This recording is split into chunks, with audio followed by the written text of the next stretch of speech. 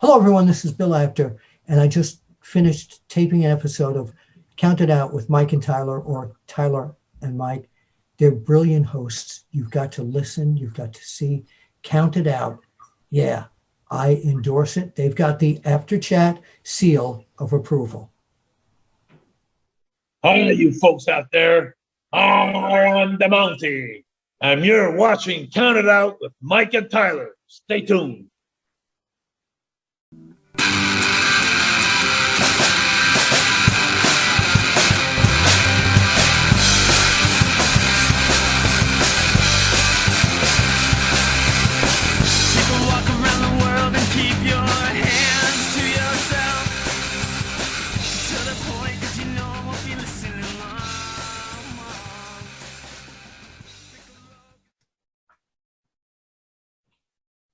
Well, we are live, pals, and welcome back to another edition of the Bill Apter Seal of Approved Count It Out with Mike and Tyler.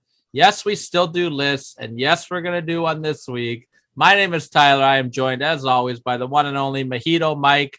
Mike, it's good to get back to doing a list this week. We had a couple real great interviews the last few weeks. We did. I hope everybody enjoyed those. But it's great to get back and get going back to what we do every week, man. And we got a good list this week. I'm excited for it.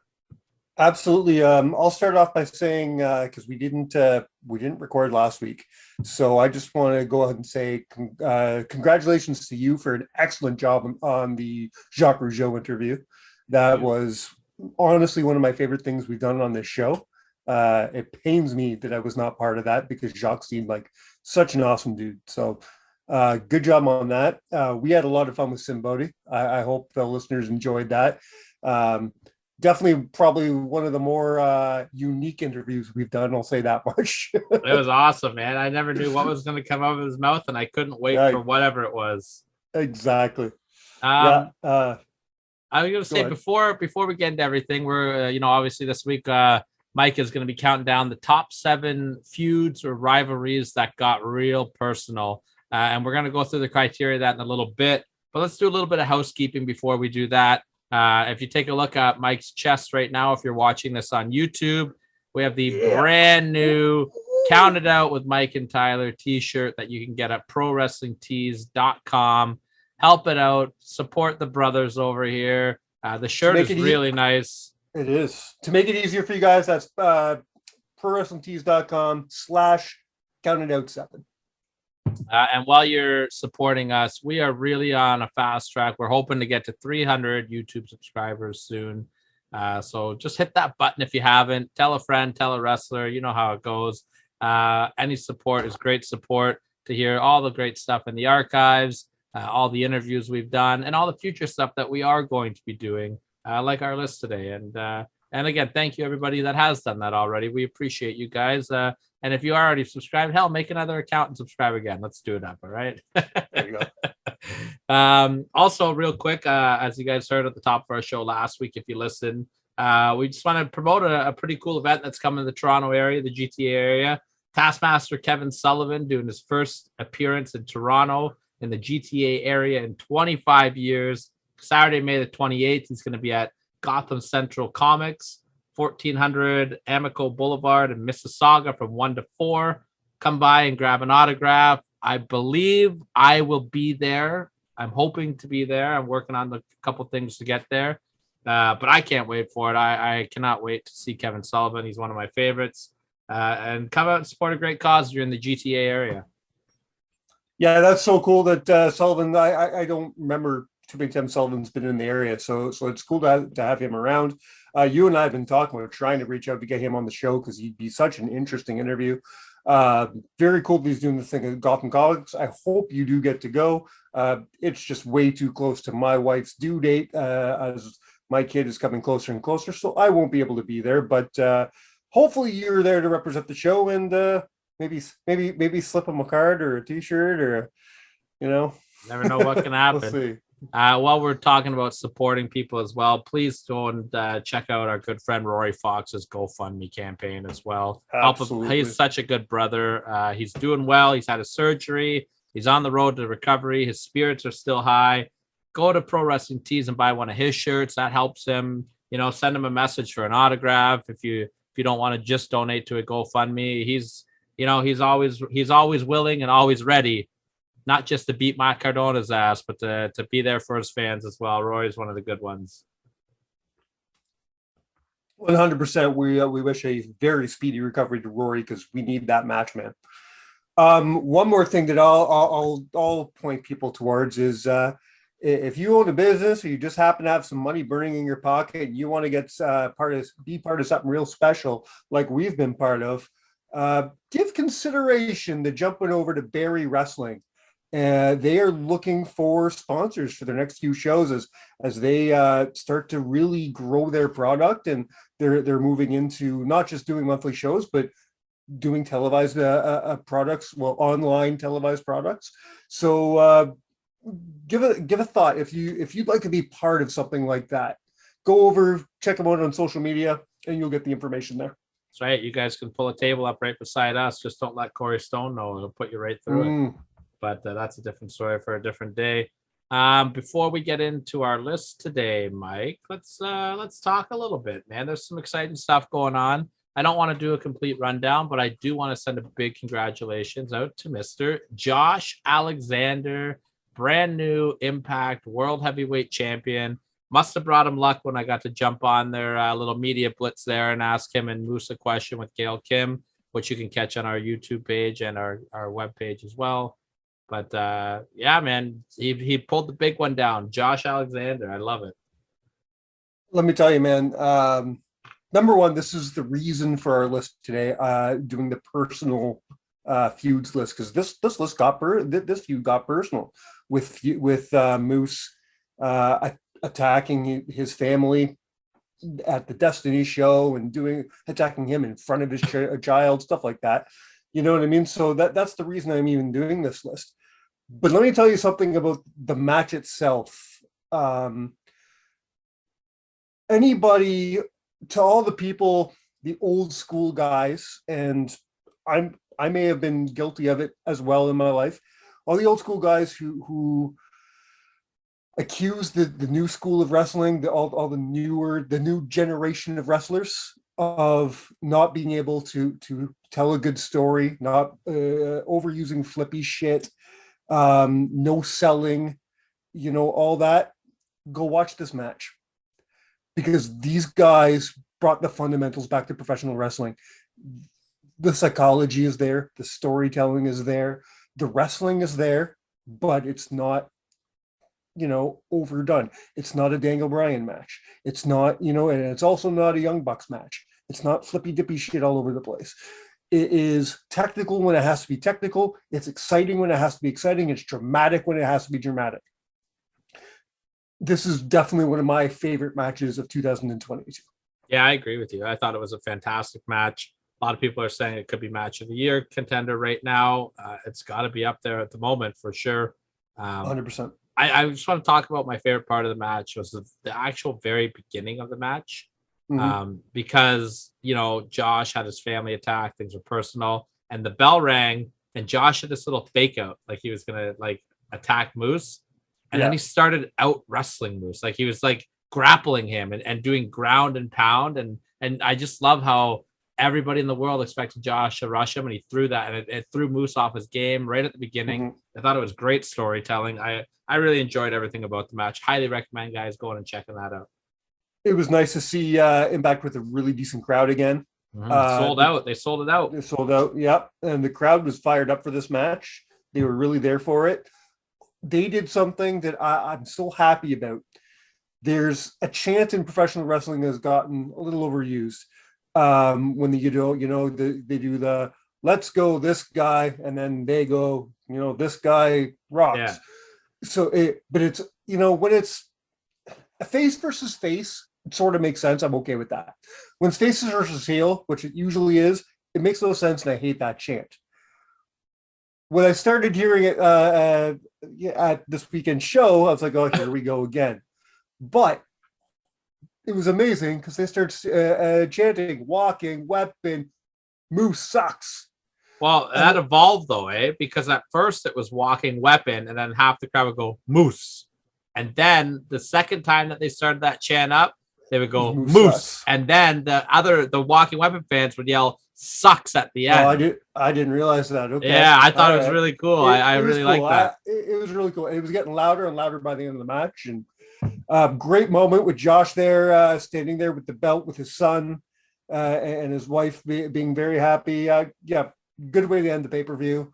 Good way to go into the they're leading into Slammiversary, the 20th anniversary. So good job by Impact, man. I'm impressed. The last thing I'd like to say about Josh Alexander is his Impact run is reminding me of the very beginning of Bret Hart's singles run. You know, Wow. just Bret Hart Okay. in general. Him and Ethan Page had an amazing run as a tag team. Mhm. Bret Hart and Jim the Anvil Neidhart had an amazing run as a tag team. Josh had an amazing run as the X Division champion. I think a top 10 X Division champion of all time. Bret Hart had an amazing run as the Intercontinental champion. I think a top 10 Intercontinental champion of all time. Now he's got the world title. Let's see if he can keep following in those footsteps because the in-ring is there. He's a throwback. I think he might be the best wrestler in the world right now. I can't disagree with you. He's finally usurped the throne from Jonathan Gresham as my favorite wrestler right now. I think he is the best pound for pound wrestler in the world right now. I really do. Now, I don't want to take anything away from his opponent, former champion Moose. Yeah, what a run Moose had. What a run Moose had. And as much as I wasn't happy when he cashed in, right, you know, gave Josh a 1 minute and 40-second reign, I wasn't happy at that point in time. But now I'm glad they did it. And I'm glad they separated Josh from Moose, the whole thing. Adam was right the whole time. You know, they did this properly. That way, when this happened, it meant so much more. I really like it. And the fact that Josh used it all, you know, this happened to me and what's happening? I'm now I have to fight Suzuki and I have to fight Charlie Haas and I have to fight this guy and Jonah, but I don't get my shot at Moose. And, you know, and then you get there and it's so worth it. Really impressive stuff. I'm loving it. I truly think that Impact's probably doing some of the best storytelling in wrestling right now. Yeah, I agree with that 100%. I'm still torn. I'm really happy with the finished product. I thought this was a great feud overall. I don't know how I feel about the little obstacle in the middle with Josh. Still, I'm on the fence on it. We got great matches out of it, so I'm really, really happy about that. But I think that when they did bring Josh and Moose back together finally, that they did such a great job that I didn't care that it was so long in between, you know, and I'm glad that it was at Rebellion. It's one of the bigger shows. Josh got his moment. Fantastic stuff all around. Great job in Impact Wrestling, golf. Absolutely. Impact Wrestling. Real quick before we go on to the list here, this week, I guess, is the celebration of Randy Orton. Today. As we record, I guess Thursday. No, as we record. Oh, okay. As we record on the Monday is his 20th anniversary being with the company. Him being Randy Orton. Yeah. Oh, sorry. With Randy Orton, his 20th anniversary being with WWE. And they actually did something on Raw tonight. I read about. They opened Raw with a big celebration for him. So, which is well deserved. Well deserved.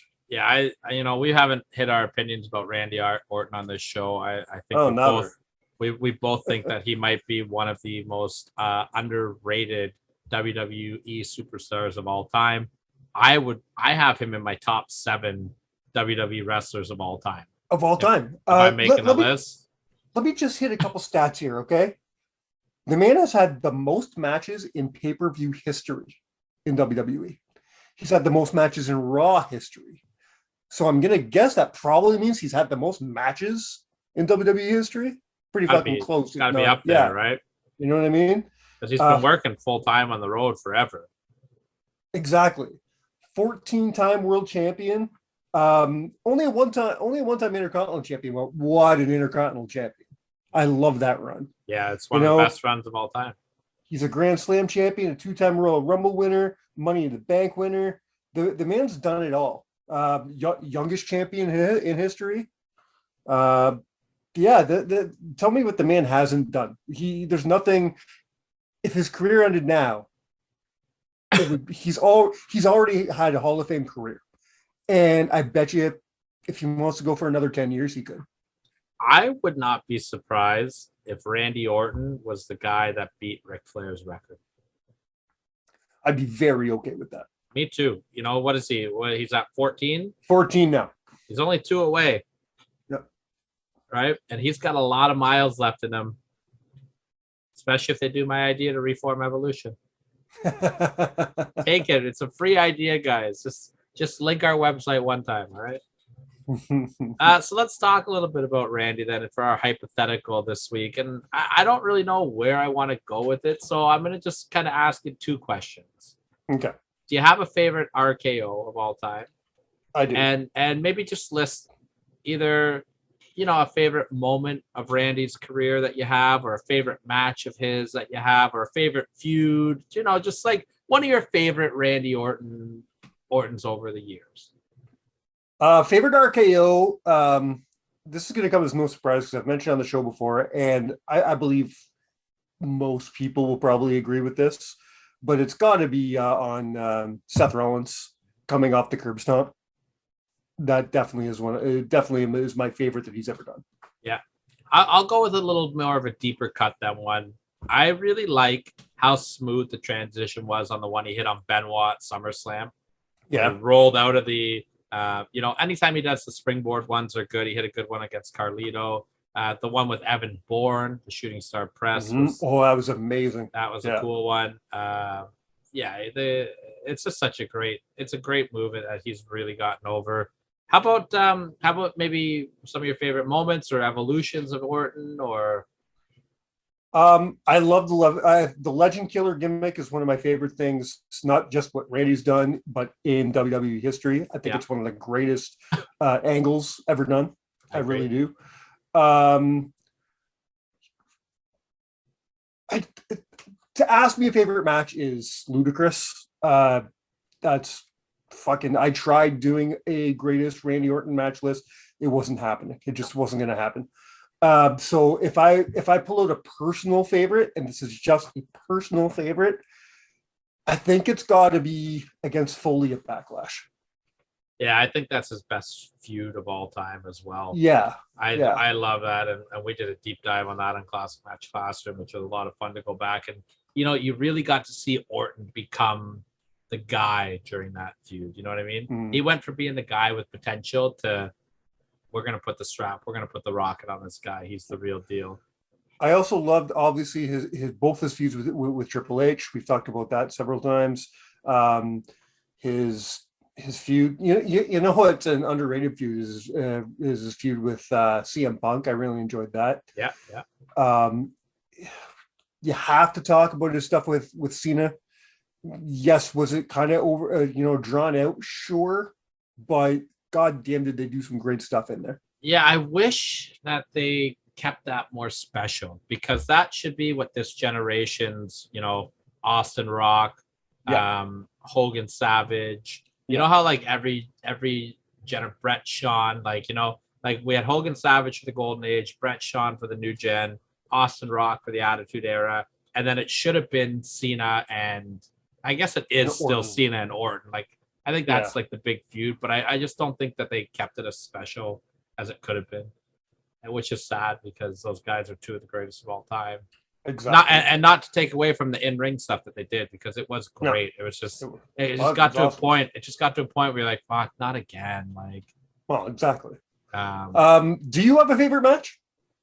I'm gonna go with the deep cut, Edge at Vengeance. I love that match with him and Edge at Vengeance from 2002 or 3, somewhere in there. I think it was 2004. Sorry, I absolutely love that match. Foley is up there for me as well. I don't know. I most of the stuff you said is my favorite stuff too. I love the Legend. The man has not done a whole, like, it'd be easier for me to make a list of his worst matches. Yeah. Like I just don't know if I'd be able to get 7. Yeah, that's true. The guy does not have a bad match. No. So tip your cap to Randy Orton. He's, Triple H put out a tweet the other day that was, I really liked what he said, where he says, very few people make it to the very top of the WWE. Even fewer stay there for 20 years. He's on Undertaker territory right now. 100%. And he's been there. He came in 2002. He was in the main event a year later. You know what I love actually in his first year is when he got the shoulder injury and he would do the Randy Orton reports. Do you remember those? Like, just to let everybody know, my shoulder is at 47.5% this week. Yeah. And Yeah, I forgot about those. Those were That's so amazing. good. Randy Orton I news totally forgot updates. about that. Yeah, I love me some Randy Orton. I'm gonna go home and watch a Randy Orton match tonight.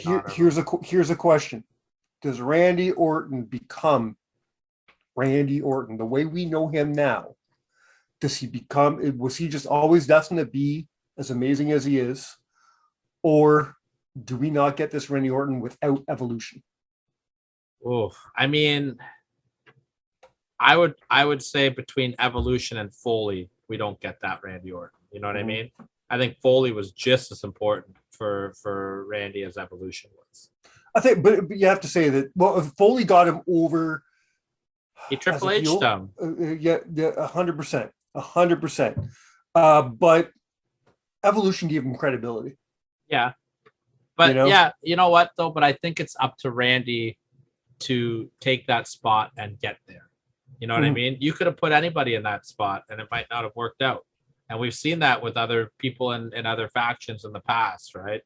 Absolutely. You got to pull it off. You know, you can put anybody in a big spot. It's about if you can step up and deliver in that spot. And once Randy got the ball, he hasn't let it go in over 20 years. So I think without Evolution, though, you don't get it that quickly. Maybe. Paul Roma does not a horseman make. That is correct. I was thinking it, but I didn't want to say it. Poor Paul Roma. But yeah, that's about all I can think about. I want to talk about Randy. You got anything else you want to talk about? Or? Man, I mean, we could talk about Randy forever and ever. We really could. He is one of my favorites. Will continue to be one of my favorites. Even the stuff he's doing right now with Riddle, he looks like he's having the time of his fucking life. Oh yeah, they were my tag team of the year last year, and for good reason, you know. Why don't you guys leave us some feedback? You know, hit us up on Twitter, Instagram, anything that you're listening to us on, YouTube, whatever. Leave us some comments and let's get interactive here. And leave us your favorite Randy Orton moments, memories, matches, and if we like them, maybe we'll put them up on some of our social media there. Absolutely. So are we ready to get in? I think we are. I don't know if I'm going to remember how to do a list here. You know, we'll pull the curtain back a little bit. Full disclosure. I didn't remember how to make one because I'm not going to lie to you guys. I'm not happy this week. I did not do myself any favors with this list. This is the first time I'm coming. I've had hard lists. I've had really hard lists, but this is the first time I'm coming into a show just not sure of myself. I am not happy with this list at all, which means I'm prepared for your bullshit. I was just going to say, now you know what it's like to be me every time you do a list. I'm prepared for your shit. Yeah, I don't care because this is I don't wish this on my worst enemy. Like you would have had just a hard time with this list. I promise you that. Me? I'm perfect, Mike. Come on. Yeah. Just ask me. I'll tell you. We'll do a little peel back the curtain for everybody. If you've noticed, I haven't done a list in a little while. It is intentional with Mike getting ready to step away in a couple of weeks and me bringing in a revolving door of people trying to fill his shoes, probably unsuccessful because Mike's the best. I decided, my shoes smell. And your shoes smell almost as bad as your balls, but not quite as bad. But I've decided to let Mike do as many lists as he wants until he wants me to do one. I think I'll do one next week. But that's a good idea. But you can have the rest. You can have the rest going forward, and maybe we'll throw an interview in there. Who knows? And we have a special guest next week. We'll talk about that later too. Because you talked about my balls, I will say this before we get in the list. I got to meet Tyler's mom last week. Oh, how is your balls a segue to my mom? Because you have a potty mouth. Yet she gives me shit for it. You are the swearer of the show. You swear just as much as I do. She just won't admit it. She won't. She will not admit that her baby boy is as bad as I am. I do swear. I'm not going to say that I don't swear, but You are the king of the swear words. We'll put a poll up on social media. I think at one point I had one of our loyal listeners send me a message. LOL. Mike just said fuck 14 times in a 30-second span. I love it. You are the swearer. It is not even close. You fucking piece of shit. Yeah. I hope your mom hears this. No, she's probably See? tuned out by this point. Yeah. By then she's already gone. As are half our other listeners too. All right. So the criteria for this list has to feel, the feud has to feel very personal. It could be kayfabe, it could be shoot, but it has to be in a work. Yeah, it has to take place on screen. So exactly. What was So the example? What was the example we had that wasn't qualified? Well, like I said, like the off-air, I know they had a WCW thing, but the off-air feud between Ric Flair and Bret Hart. Yeah. Like I don't fucking care. Yeah. It has to be, but Bret Hart and a couple of his other feuds, let's say, You could do Flair and Foley because they turned their real life into exactly. Okay. Exactly. As long as it played on TV, it's fair game. But it doesn't have to be shoot. There's going to be pure kayfabe ones on here, as long as they felt really personal. I think some of the pure kayfabe ones are better than the work shoots. You know what I mean? Like the ones that were real, and some of them. Let's see what you think, Mike. Why don't you hit us up with that good old number 7? My number 7 proves that it has to be a good, it has to be a good story all through. Because honestly, this is probably number 1 material if you're looking for how personal it is. But it's the least engaging story on my list, which is why it's number 7. I'm going to 2005. We're doing Matt Hardy and Edge. Wow. I think this might be a top 3 for me. I just never got into the actual on-screen product. They had that good cage match at, what was it? Unforgiven? Unforgiven, yeah.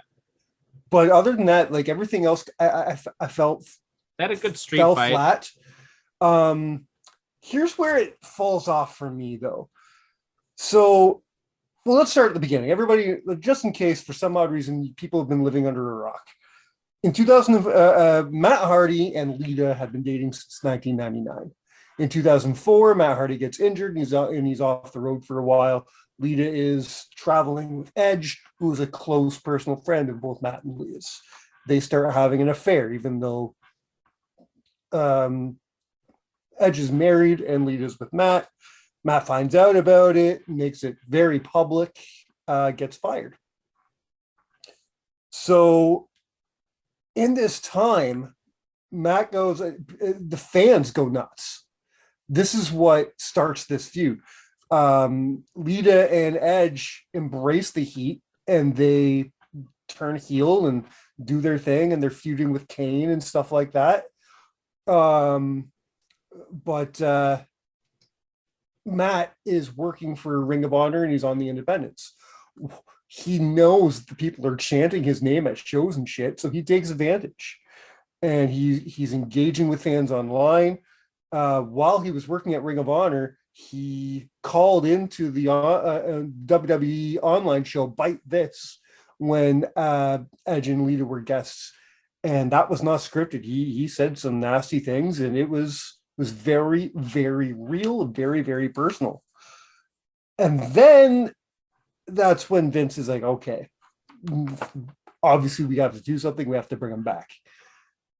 They bring him back. He kayfabe invades Raw and attacks Edge. All that, which was awesome. That was a great angle. Which was a very great angle, 100%. But this is where it falls off for me.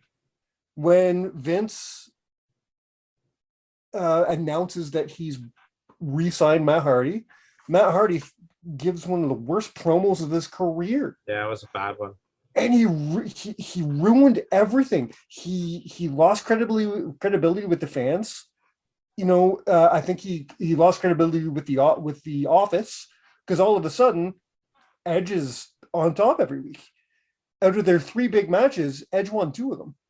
I think that he lost credibility with the fans at SummerSlam with the terribly booked finish where they stopped it due to blood. That Matt Hardy, whose new character was Matt Hardy Will Not Die. Die, yeah. I just thought that should have been like a Matt Hardy, maybe have Edge run away, you know what I mean? Cower away and come back to fight another day. They did get back on track. They had a great cage match, like you said, at Unforgiven. They had a great street fight on Raw. And then they ended up the feud doing a loser leaves town ladder match for Edge's Money in the Bank briefcase versus Matt Hardy leaving Raw, I believe. And that was okay. It wasn't, the best ladder match in the world, but it wasn't a bad ladder match. Yeah, you know what? Maybe I agree with you a little bit. Maybe it didn't hold through and through like some of the other stuff on there. So maybe you're not too wrong here. Was it the most personal feud maybe in history? Sure it was, because it was very real. It was very, very real. But as far as an entertainment standpoint goes, and that counts in my list, it falls flat. Yeah, you're not wrong, man. I won't argue on that one. I'll give you the nod here, depending on what your number 6 is, of course. My number 6 is it's one of the greatest feuds of all time. It really is. But there's just more personal and better feuds that come ahead of it.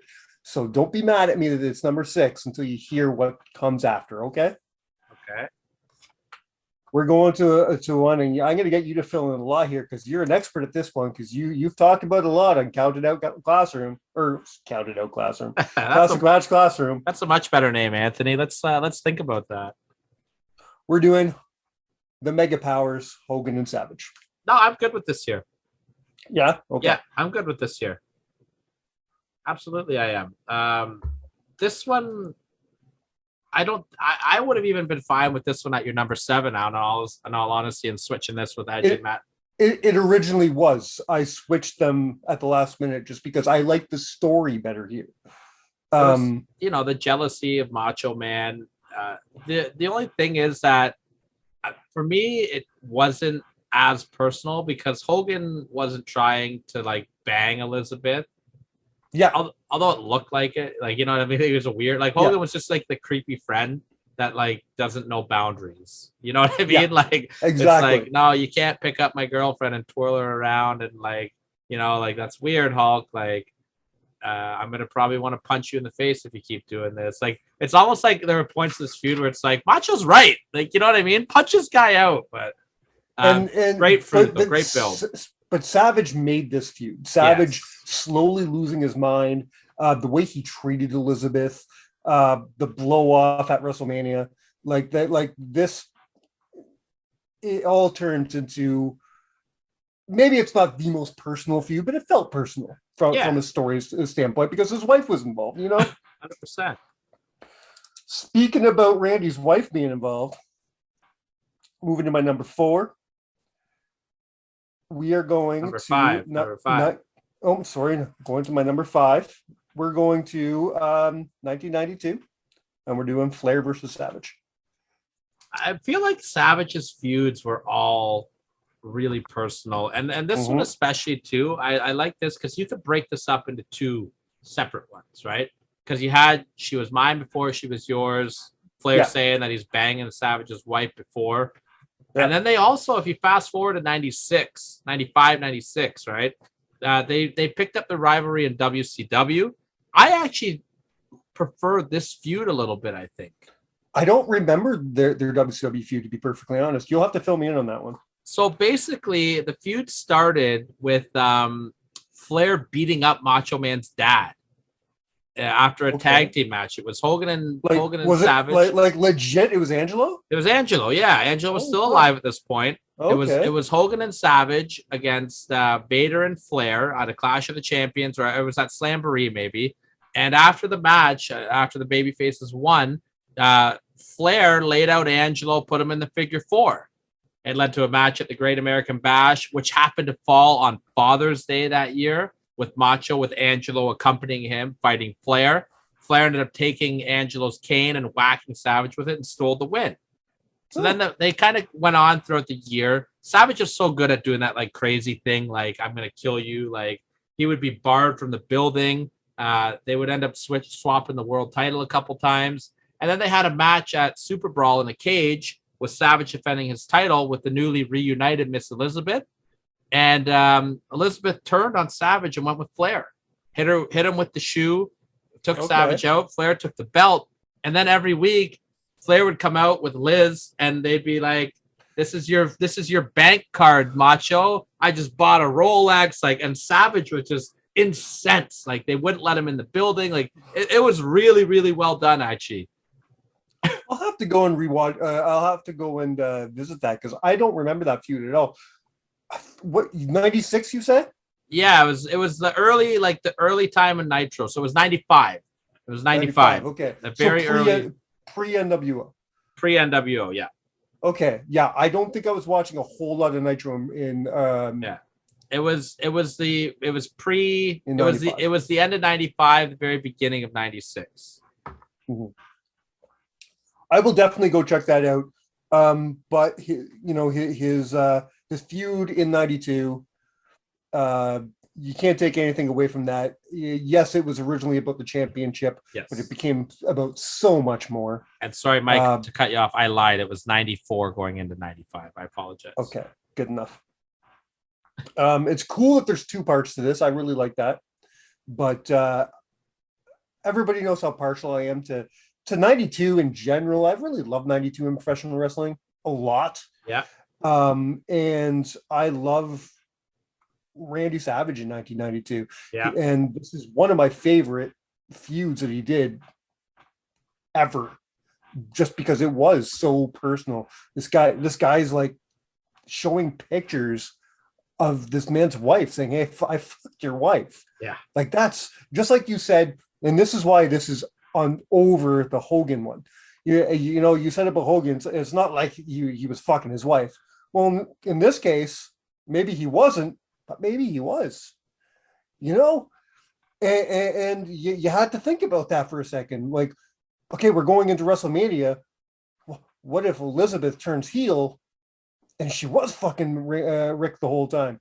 He didn't know. Yeah, it's a great story. I love it. I like the Photoshop photos. I just thought that was good. Right. Mr. Perfect, he was great in this too. Yeah, and the match at WrestleMania 8 was great.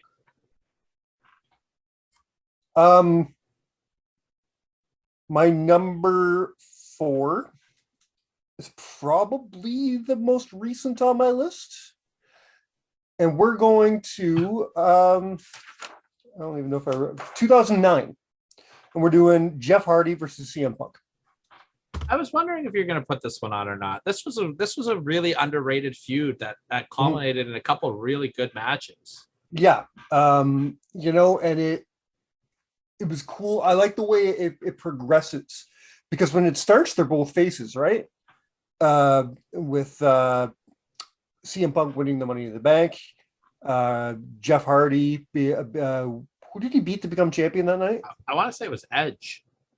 You are right. It was Edge. He beat Edge to become champion, and then CM Punk cashed in. And then CM Punk slowly transitioned into a heel over the next few weeks, months, and then it got personal. He started coming out and talking about Jeff's drug problems, and there was a lot of reminiscence to his stuff in ROH against Raven. You know what I mean? Yeah. He used a lot of that stuff talking about his deadbeat dad and shit like that, and how he hates people like that, and how the fans should be on his side, but no, they're going for the immoral Jeff Hardy. It was great. It's really the first time that Punk showed that side of his character in the WWE too. It was his first heel turn, if I'm not mistaken. And he showed that Ring of Honor, I'm better than you straight edge, which is one of the best gimmicks going. Because it's like, I always love when the heel has a point. You know what I mean? Why are you cheering a guy like him? Why are you cheering a guy like Steve Austin? Why are you cheering a guy like Jeff Hardy? Why are you cheering these guys? They drink, they smoke, they do drugs. I don't. I'm a role model. I'm straight edge. I'm better than these guys. It's such a dickhead thing to say, even though he's not wrong. We should be looking up to you. Yeah. Yeah. And man, their TLC match was so good at SummerSlam that year.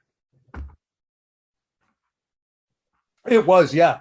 And you know what, me, I'm not a huge CM Punk fan, but I'll give credit where credit is due. This is one of my favorite feuds he's done. Yeah. In WWE. He and it really helped get him over because he actually retired Jeff Hardy from the WWE. Like Hardy's contract was up, and they did the cage match, loser leaves town cage match, and Hardy lost, and he was gone. Yeah, that's a good one. And then popped into Impact only 6 months later, something like that. Yeah. All right, we're getting into the nitty gritty here. My number three. My number 3. Remember when I said I really liked 1992 Randy Savage? Yes. Well, this starts at the tail end of 91 and goes into 92. We're doing Savage and Jake Roberts. I'm glad this is on here. I was really worried once you put that second Savage match on that we weren't going to get this one.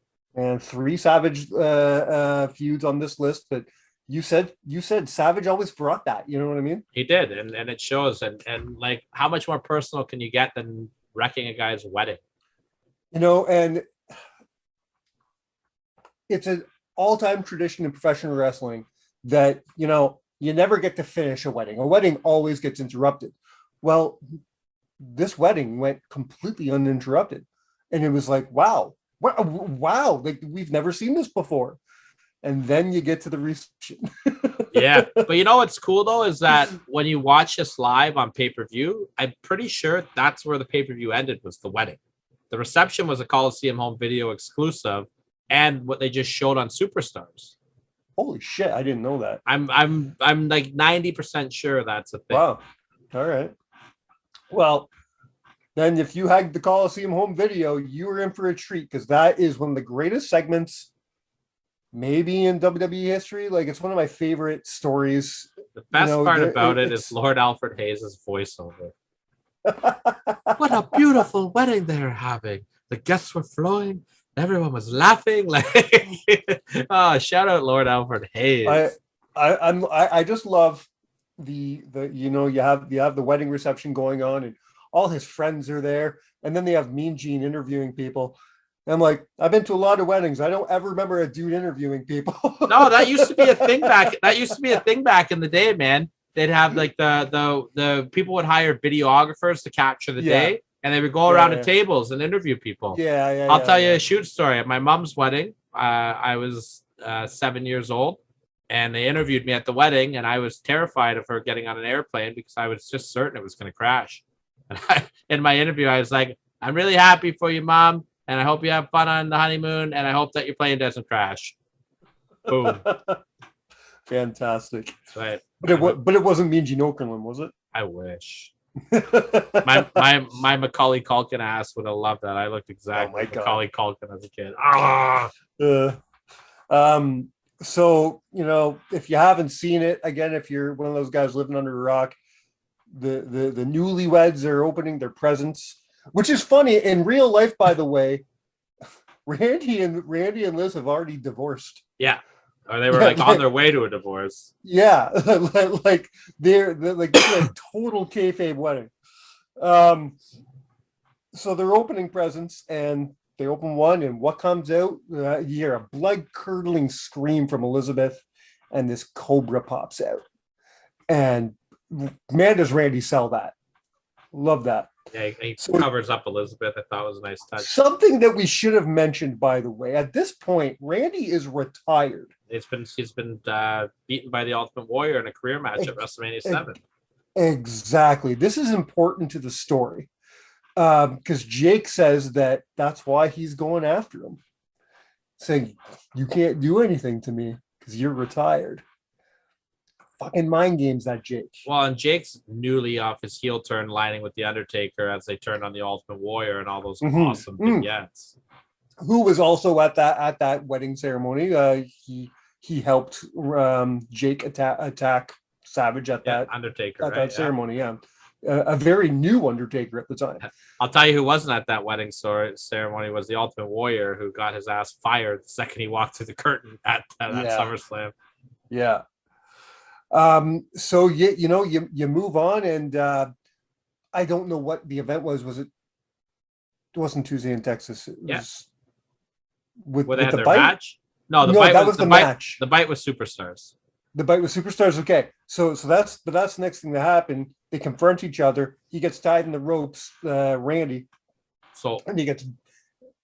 Go ahead. well, the big part to that storyline is Randy was so irate after this that he applied for reinstation. What's the word I'm trying to say there? Reinstation, right? I don't know, whatever. Either way, he applied to wrestle again, and Jack Tunney said, "I'm going to put you on a probation period. If you behave yourself for X amount of days, don't lay your hands on anybody." Oh yeah, wasn't he was supposed to take like Sid's spot in the Survivor Series? Yeah, they were talking about it, right? And this was right before the Survivor Series. It was the Go Home show. Sid got injured. Savage was campaigning to get the spot. All he had to do was just behave himself. Jake cut a promo after a match, and he just was talking shit to Savage, who was on commentary. And he's like, "Oh, I'm just going to go get a little closer look at there. Don't worry, McMahon. Don't worry, Piper." And Jake go to them to get in the ring. Jake laid him out, tied him in the ropes, pulled out the King Cobra, which fucking bit him and like as a shoot, which is amazing. For real. Yes, it was demonized. Oh, yeah, he would have been dead if not. Those things could kill an elephant. But Jake has outwardly said that it took him a lot of effort to get that snake off. He wasn't letting go. And he had to also let the snake bite him in the back. Savage was paranoid about it. Oh, yeah? Yeah, Jake's told that story. Well, Jake's told that story, at least. I don't know. Yeah. Whatever, right? Take a story with a grain of salt from everybody, right? Right. Which leads into Survivor Series, right? Yeah, Survivor Series. Savage was out. He was injured with the snake, or they wouldn't let him. Wouldn't let him fight, which I think was a mistake. They should have had a pull-up, a wild brawl to the back at Survivor Series, which led to their Tuesday in Texas match. Yeah, and then that goes to Tuesday in Texas, of course. Great match. I always had a soft spot for that show. Yeah. It was a good idea. I didn't hate the idea. It sets up so much of 1992. And then speaking of 92, one of my favorite parts of this feud, it's little. It's a small part of the feud, but I love it. The Royal Rumble. Wait, you missed like the huge thing on Tuesday in Texas. Oh, go ahead. Sorry. Yes. Jake slapped Elizabeth in the face. Oh, fuck. I forgot about that. Yeah, he fucking totally forgot about that. Yeah. And then at the Rumble, I like the spot you're talking about, the Royal Rumble. Just the psychology of it. You know what I mean? Because Jake was number one in the Rumble that year. No, he was later, and that was the Royal. That's the Rumble that Flair won, right? So yeah, Jake, number one was Bulldog, I think, or DiBiase, one of the two. Jake came out late. Jake came out mid-match. Okay. Anyways, I love what Jake's doing in this, pissing off Flair or pissing off Savage, staying away from Savage. Yeah, well, Savage hit the ring and Jake hid under it, like he rolled out and hit. Exactly. He's hiding the whole time, which is fucking great. And then of course after Savage gets eliminated, Jake gets eliminated. Savage tries to chase him out. The Undertaker comes and pushes him back in. Yeah, Savage actually jumped over the top rope too. He botched, and they had to cover for him on commentary. Oh God. Yeah, it was like, "Oh, I think you got to be eliminated yourself." Taker went back and got him. Yeah, I like that spot as well. And then they had to blow off on Saturday night's main event with the Undertaker face turn, which we talked about. Exactly. Which just led into WrestleMania 8, which was, on one hand, I'm like, it's too bad that didn't turn into a WrestleMania match, but look what the WrestleMania match was. So yeah. I can't be too mad about that, right? 100%. All right. My number 2, I hope I don't get heat for it. I think it's one of the best stories told in the last 20 years. Now, the roots of this story can be found in 2003, but the actual story we're going to talk about is in 2008. We're doing Shawn Michaels and Chris Jericho. Yeah, thank you very much. I'm really glad this is on your list. Number 2, number 1, I'm not upset with the placement here. If you put this at number 1, I wouldn't have a problem with it. Like I said, the roots go back to WrestleMania 19. You can go as far back as that with Shawn coming back from retirement. Chris talking about how he was one of his favorite wrestlers and all that shit, and Anything you how, can do, I can do better. but I'm the new you, you know. And then they have that tremendous fucking one of my favorite WrestleMania matches of all time, with that beautiful ending of the betrayal of Chris Jericho. Now, sure, nothing really happens again for another 5 years, but that thought, that image stays with fans and stays with the characters, you know, because that's in your head when what happens in 2008 happens, right? Now, remember that in 2008, Shawn Michaels had retired Ric Flair at WrestleMania, much to the dismay of one Dave Batista. He'd go on to feud with Batista, with Chris Jericho kind of sticking his nose in here and there, stirring the pot a little bit. Still as a face, but not really. Yeah, he refereed their match. Yeah. And then Shawn claimed to have a leg injury, which Jericho called him out on. He says, no, like it's actually really hurt. Of course, it turns out it wasn't hurt. And the spot was really good though, because it was during the match and Batista went to do a Batista bomb and Shawn sat out of it, came down, and it made it look like his knee buckled.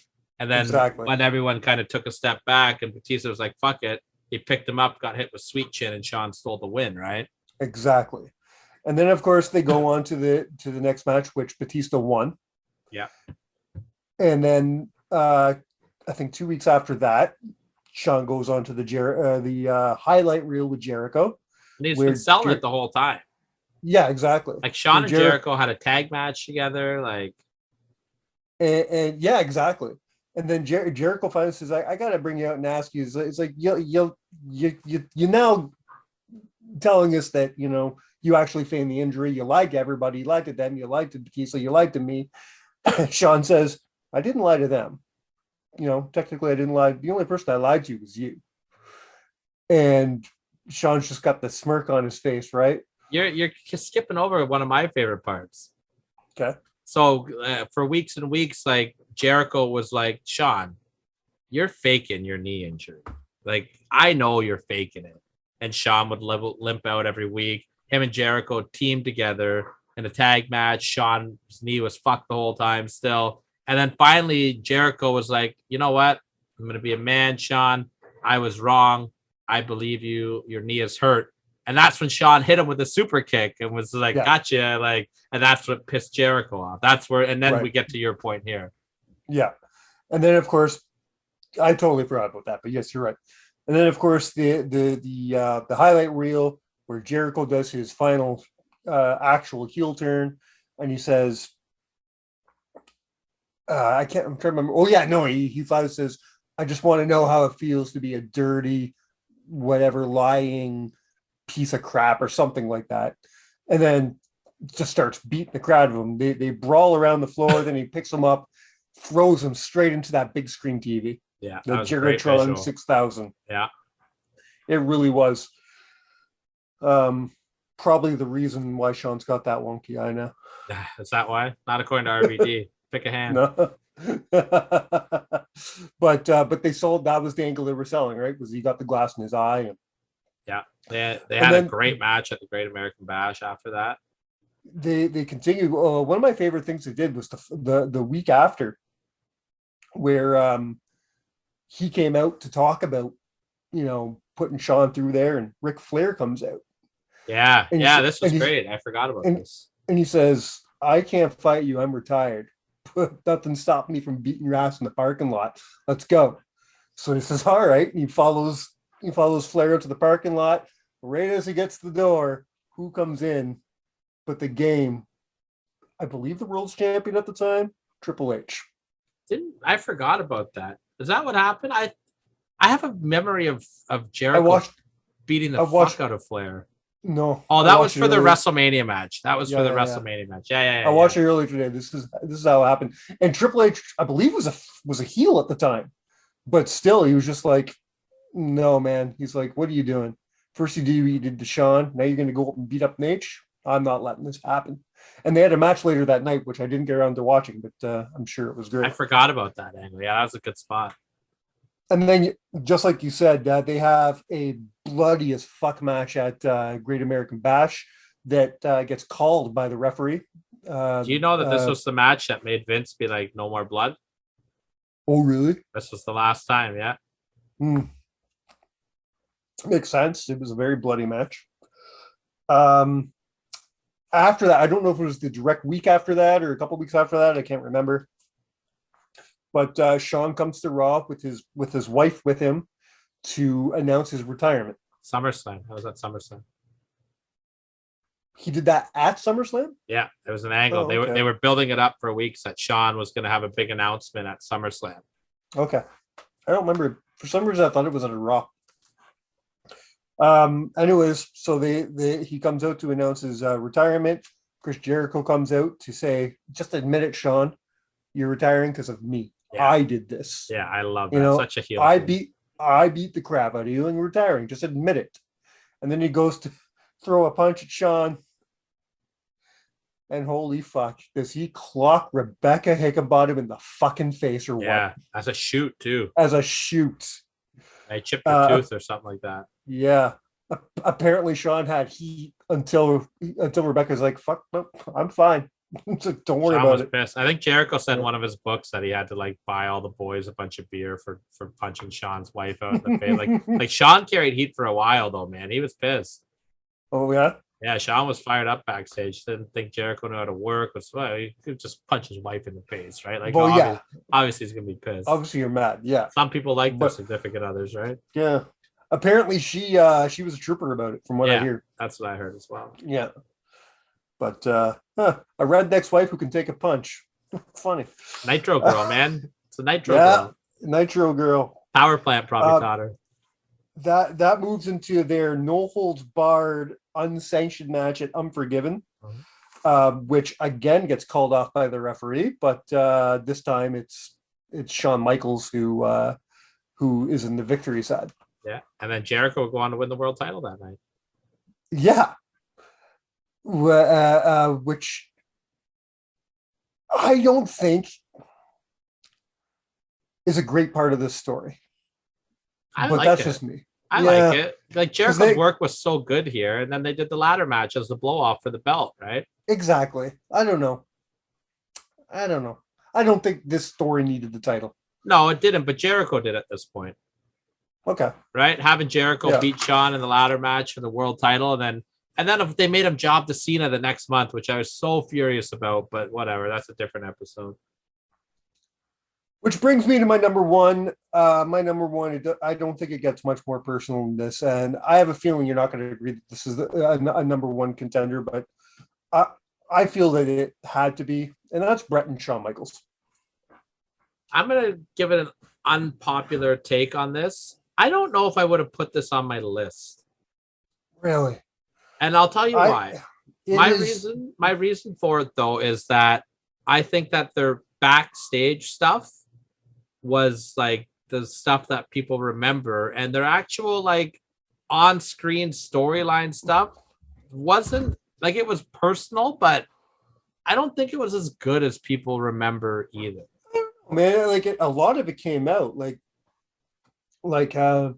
Bret giving his opinion on Sean's demeanor and the Playgirl stuff and stuff like that on air, and apparently Sean being really butthurt about it backstage.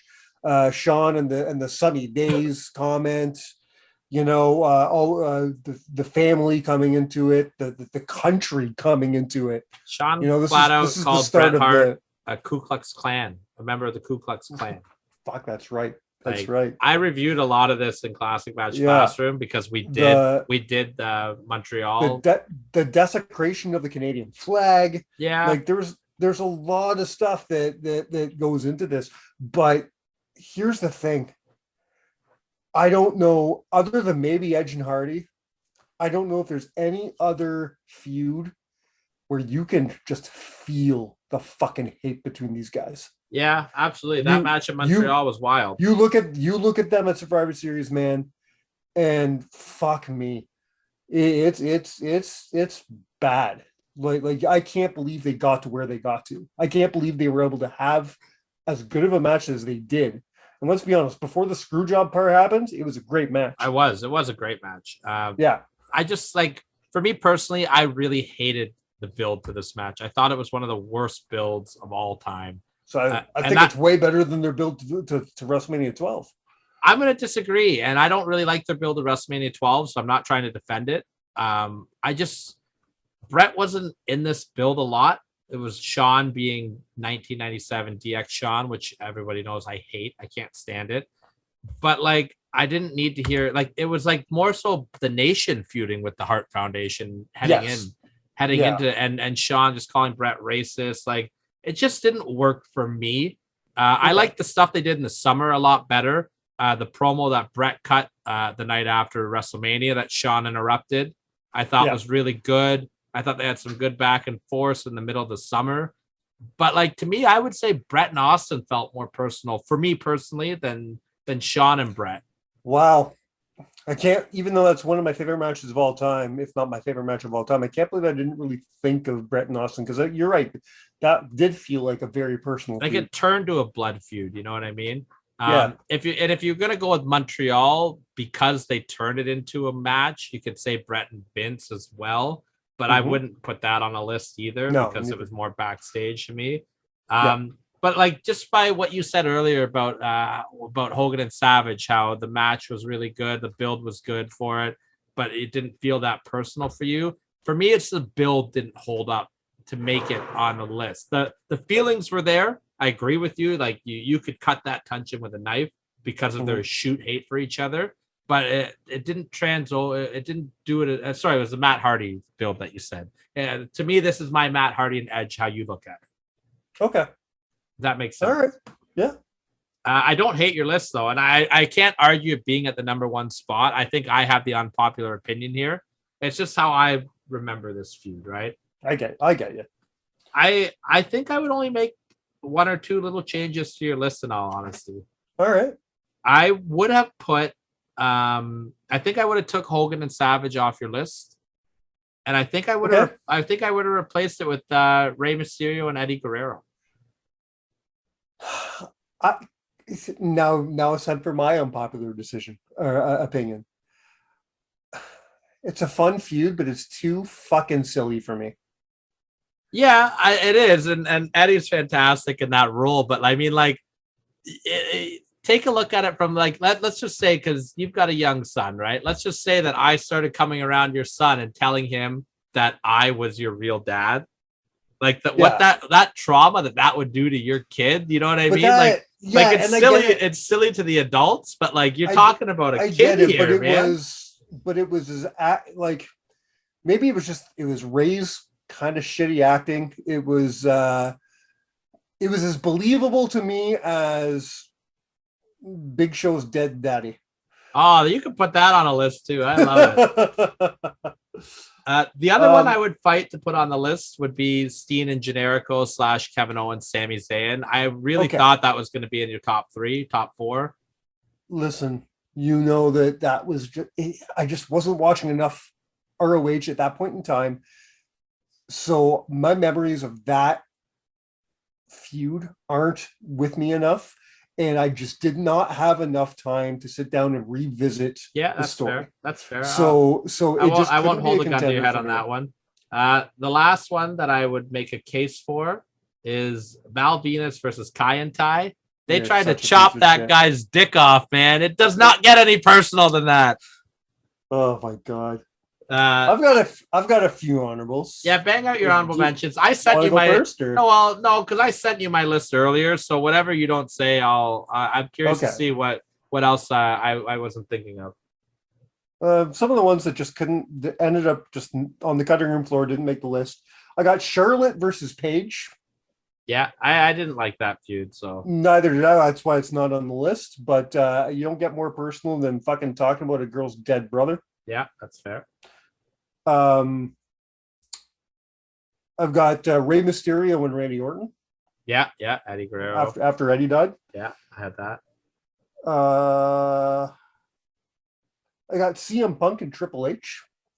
I didn't put that one on mine. I didn't feel. I felt that was more shooty than worky. Yeah. I got Ric Flair and Mick Foley. Yeah. I've got this was never going to make the list. I just put it on because I did. I got Ken Anderson versus Randy Orton. I'm going to leave that one to last. I got Hulk Hogan versus the Ultimate Warrior. That one got personal to you? Felt kind of personal. All right. I got Hulk Hogan versus Vince McMahon. Yeah, that one's good. A couple more. CM Punk versus The Undertaker. Yeah, I agree with that one. Mickey James versus Lay Cool. Okay, yeah. And then my last one, the one that came this close to being on the fucking list, and I'm still struggling on whether or not I should have put it on instead of Hogan and Savage. Mr. T and Roddy Piper. I wouldn't have a problem with that either. I would not have a problem with that either. I got a couple that I didn't hear you mention. I got Bret versus Owen. Oh, fuck yeah. Fighting Why your brother, did I ever man. think of that? I know. I put Randy Orton versus Triple H. I really thought we'd see that one on your list leading up to WrestleMania 25. Orton, Yeah, because he attacked him in his own home. And but before that too, Orton punted Vince in the head, RKO'd Stephanie, Triple H attacked him in the home. I got Eddie Guerrero versus JBL. JBL, just all the racist shit. the border stuff. JBL made Eddie's mom have a heart attack in Mexico. Oh yeah. The Von Erichs versus the Freebirds. You could talk about a couple that would never make a list, but they were personal. Chris Jericho versus Dean Malenko in WCW. Okay. Very personal, talking about Dean's dead dad, or very personal shit there. And one that's just for what they did, JBL and the Blue Meanie. Oh, fuck. Right. Wait, we missed the big one. Okay. Raven and the Sandman. I don't know if it makes my list, but it's a definite honorable mention for sure. He stole his son and brainwashed him. And then put him on a cross. Yeah, that was I love that story. Yeah, all right. That's all I got. That's a good cut. I didn't even think of that one. I didn't think about it until right now. I knew I was I know I'm missing 10 more. I just that's what came to my mind when I was doing my preparation. And I kind of stuck to WWE. I'm sure there's some in TNA that I could have thought of and shit like that. You can look at. I always try to look at tag team breakups, like Chris Harris and James Storm. You know what I mean? Like they get best friends getting personal. You know what I mean? I mean, if they would have had a good feud, it was not enough of those turn into good feuds, though. That's the fucking problem. 100%. Sean and Marty. The two that always come to my mind are the Rockers and the Smoking Guns. Yeah, those could have been two of the greatest stories ever told, and they dropped the fucking ball with both of them. Absolutely. Well, I don't think you dropped the ball with your list this week. A couple little tweaks here and there I would have made, but overall, I think you did a good job. Don't be so hard on yourself. I know you said you weren't happy with it. I'm hoping that I can remember how to do a list next week, and I'm hoping that I can pull my shit together enough to watch the matches I need to watch. Because you got a bunch of matches to watch. That's right, and we got a guest joining us next week too. We have. Let's talk about the list first, because we'll say the big guest, the big dog coming in. We got Backlash coming up this week. Now they've called it, or next week, sorry. They call it WrestleMania Backlash now, and it got me thinking. WrestleMania is really good and all, but people sleep on Backlash, and we got a lot of really good WrestleMania rematches at Backlash. And so I'm going to count down the top 7 greatest WrestleMania rematches that happened at Backlash. Okay, I knew you can do a Backlash list. I didn't know they were specifically going to be WrestleMania rematches. Yeah. So it can't be so the example I'll use that it can't be like at WrestleMania 20, Chris Jericho fought Christian. At Backlash, he fought Christian and Trish Stratus, right? It's got to be an exact rematch from WrestleMania. So at WrestleMania 20, the main event was Triple H, Benoit, and Michaels, and the main event at Backlash was Triple H, Benoit, and Michaels. It has to be an exact main event, or it has to be an exact copy of the match. It can't be a spin on it.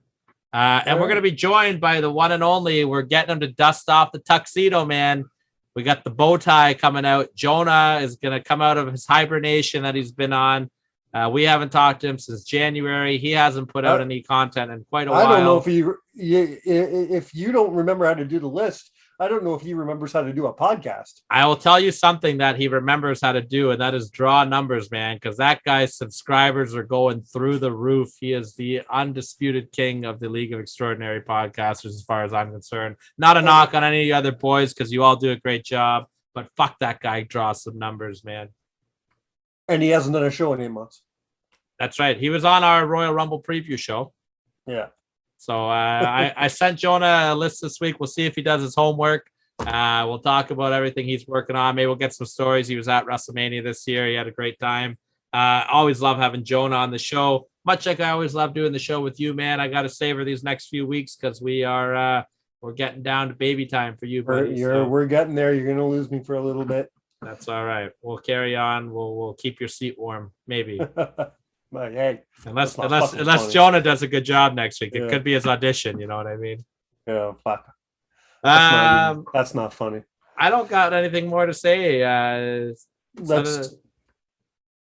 Remember, just like we said at the top of the show, please hit that subscribe button, like things, share, let people know. Get the word out, man. We're doing more and more shows. We're doing more and more stuff. Let the people know.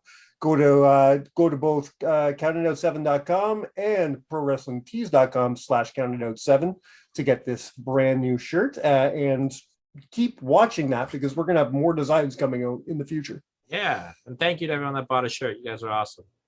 Yeah, we've already sold a good amount, so thank you guys. And I guess on that note, Mike, it's time to take us home. Well, on behalf of this show being very personal to me, because it's a personal list, get it? And on behalf of you not telling me to go fuck myself this week. Well, you didn't shit on my list, surprisingly. I had it ready. I had it locked and loaded. No, I didn't. I was ready. I was ready just to bow down and cry if you hated my list. So it was fine. But on behalf of all that, we have been counted out. Cheers!